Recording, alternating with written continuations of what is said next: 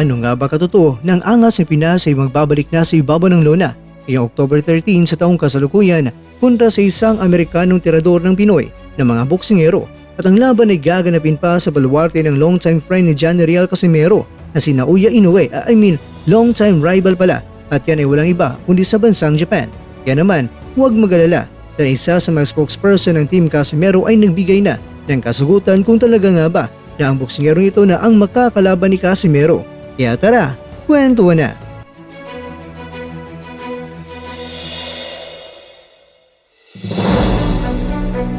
Siya si Saul Sanchez, Amerikanong boksingero na ilang beses na rin na lumaban under sa event ng Treasure Boxing Promotions na pinamumunuan ni Masayuki Ito, na kung saan siya rin ang promoter ng Angas ng Pinas. Katunayan, isa siya sa naging undercard sa laban ni Casimero kontra yan kay Yuki Noriuguni sa Japan noong October 12, 2023, at ang nakalaban niya ay ang ating kaubayan na si RV Deniega sa loob ng 8 mga rounds, at tinalo niya ang ating kaubayan via unanimous decision. At kung may nagsabi man na itong si Sanchez ay isang magtataho lamang ito, pero granting na magtataho nga itong si Sanchez, pero alam niyo ba mga kwento na isa sa mga boksingero ng Manny Pacquiao Promotions na si Arthur Villanueva ay tinalo lamang pala ito na isang magtataho. Dahil ang kaubayan natin ay natalo siya via unanimous decision na magtataho na si Sanchez. Kaya ako ay hindi po naniniwala na magtataho lang ito si Sanchez. Alam naman natin mga kwento na ang Manny Pacquiao Promotions ay nagbibigay ng laban niyan syempre ng dekalidad ng mga boksingero at hindi yung magtataho. Dahil kung magtataho lang ito, nako, napakasakit naman na pakinggan. Ng MP boxer ay tinalo lamang pala na isang magtataho. Baka itong si Sanchez ay taga-bili lang ng taho siguro. At alam niyo ba mga kwento na itong si Sanchez ay nabigyan ng isang malaking pagkakataon na nakalaban sa isang world title fight kontra yan sa Australianong si Jason Moloney, na sa panahon iyon ay isang world champion pa siya na hawak ang WBO Bantamweight World Title. Natalo man siya by majority decision, pero napakagandang laban naman ang binigay niya, at pagkatapos ng digmaan, napakaganda ng gulpeli makeup sa mukha ng dalawa. Kaya naman mga kwento, balik tayo sa katanungan kung siya na nga ba ang makakalaban ng Angas ng Pinas. Kaya tara, ating pakinggan si Coach Jason Casimero at panoorin ang naglalabas ng mga bato-bato na tiyan ng Angas ng Pinas. At syempre, video courtesy po tayo mga kakwento sa YouTube channel na Cuadro Alas is My Boy. Hello. Kapalitan mo yung katawan ko, nagiging transform now. Ayan guys, oh. Siguro, sabihin na natin siya yung kalaban, pero dito kayong maniwala sa amin kung mag-update na kami. Kasi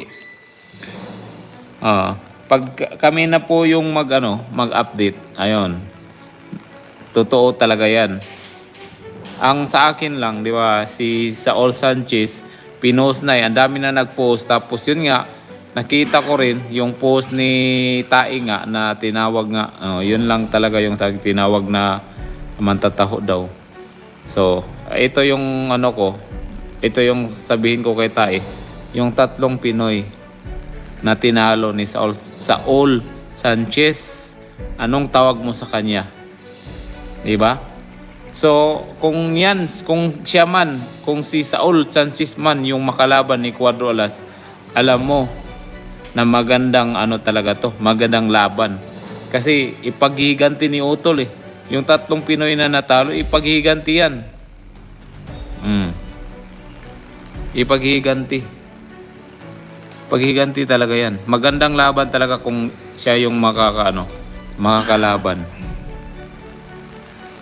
Magtataho, tinatawag niya magtataho si Saul Sanchez 3 Pinoy yung kinatay nun Tapos ikaw, SB, anong tawag sa'yo? Magtatay. Magtatay ka. Kayo guys Lods, final na yung Sanchez ang makakalaban ni Idol Alas. Hindi ko pa, kung siya man guys, yan sinasabi nila na si Saul Sanchez. Pero kami, hindi pa lang namin sasabihin kung sino, pero alam namin kung sino. Ayan. At kung si Saul Sanchez man yung makalaban ni Utol, magandang laban yan kasi 3 Pinoy yung tinalo niya. So maganda talaga na ipaghiganti ni Utol kung siya yung makalaban. At may narinig akong interview si Saul Sanchez, in-interview kasi siya na kung si Casimero daw yung makalaban niya, parang sabi niya patayan ng patayan daw kung sa sa pagbigkas ko ng Tagalog. Pero may iba pang term po 'yun. Marami pong term 'yun. Yung kumbaga do or die kasi yung kung si Casimiro daw yung makalaban niya. In-interview po. Siguro, pero hindi ko lang sasabihin, hindi ko aminin kung si Saul ba. 'Di ba? Pero hindi, ayoko kasing mangunay. Ayokong unahan yung yung promoter. Ayoko sabihin na lang natin kung siya man kung siya man, walang problema. Magandang laban talaga, magandang laban. Sinasabi kasi niya na nakahanap na daw ng makakalaban si Kuan daw, si Boy Hingal, na ang makakalaban nakahanap daw ng matataho daw. Anong tawag mo sa Pinoy? Dito ako nainis Anong tawag mo sa tatlong Pinoy? Tinatawag mo matataho si Saul Sanchez. Anong tawag sa tatlong Pinoy na pinatulo yung kinalaban niya? Manlait, sabi ni Boss Ritz doon. Ang galing manlait talunan naman mga boxer nila Ano lang naman boss, yung hindi naman wala yung mga, alam nyo guys wala po hindi po kasama yung MP sa alitan. Walang MP po. Walang MP. Kasi hindi po kami MP. Dinadawit-dawit lang nila yung pangalan ng MP para maging sila malakas. Hindi po MP.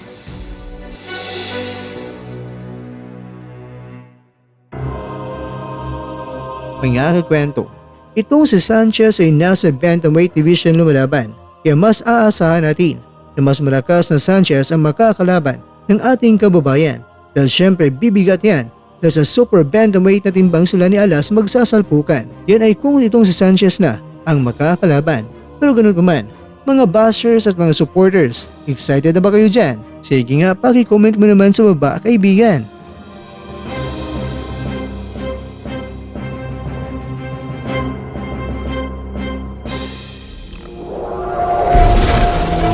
At dyan, nagdarapos ang ating kwento.